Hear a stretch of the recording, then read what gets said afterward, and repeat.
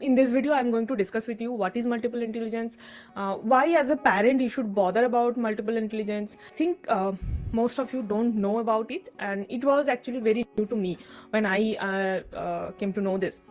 So what is this? This is a topic called multiple intelligence, and this is a very old concept, I would say. I think 1984, Harvard professor, Dr. Howard Gardner. So that HG, generally he is known for. So that Howard Gardner actually first initiated that theory, I would say. And also I think wrote a book also. He wrote the book of Frames of Mind. And the full name of the book is Frames of Mind, The Theory of Multiple Intelligence. So it was written in 1983. So I was wrong that 1984. It was written in 1983. And in that book, he actually described that what is multiple intelligence, why you should actually, you should bother about multiple intelligence. So what is multiple intelligence? So as per Dr. H.G., we should not only think about, like most of the time what happened, that all the parents, we are concerned about that mostly we think about IQ of a student, of our kid. And when sometimes we see that our kids are not doing good in the exams, we are concluding that he or she is not good at math, he or she is not good at science, and maybe other 2-3 subjects. So our kid is not very good in education. So what he proposed is, we should not only consider about education as a as IQ. We should think about, he mentioned that total 8 ways actually our intelligence can be mapped. So he mentioned about visual, linguistic, interpersonal, then logical, that is mathematical reasoning, then musical, kinesthetic, and naturalistic. So all those 8 concepts, what is that, what is the strength, what is the characteristics, and for each, if your kid has that intelligence very strong, then what can be the tentative potential career choice for them. So those all I will discuss in the detailed YouTube video. So I'll just discuss in brief in here. So let me just mention. So suppose visual or spatial, what is that? So suppose your kids is very strong in visual judgment. So what does that mean? Like he or she can read, write, and they enjoy reading or writing. Or maybe they are very good at puzzle solving, or maybe they are very good at drawing, painting, recognizing pattern. They can recognize pattern very easily. So those are the characteristics of a kid whose visual intelligence is very strong.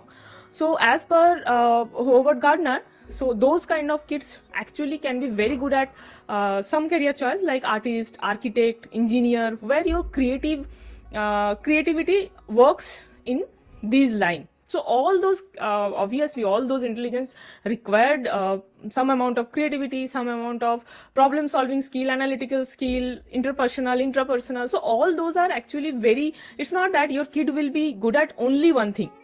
So maybe in the 8 characteristics he mentioned, your kid will be good at 4, 5, 3. So based on that, and you will see when I will discuss that in the detail in the YouTube video, you will see that so for each interpersonal, for each characteristics, there are like some maybe career choices, or maybe some characteristics are common.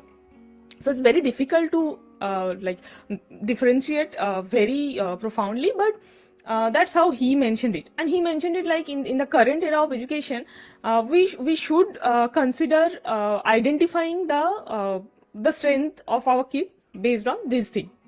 So I found this a little interesting when I was reading that today morning itself, and I found that not only, I mean, that was a very old theory, but maybe he was a futurist, and maybe for that was almost, we can say that, like at our time of education when he first invented that concept.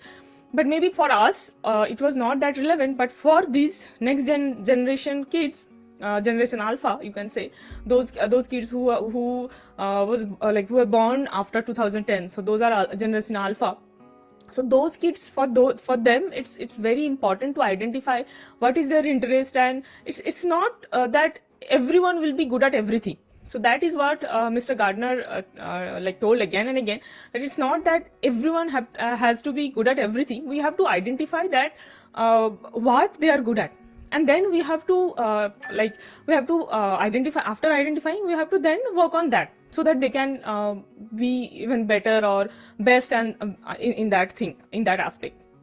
So I think that because if I discuss all the 8 parameters, it will take very much time, and I think like all the people will not be interested knowing all those things. So if you are a parent, you are that kind of parent who are interested to identify your kids pattern, and obviously like you can do that for yourself also, but as well as for your kids also.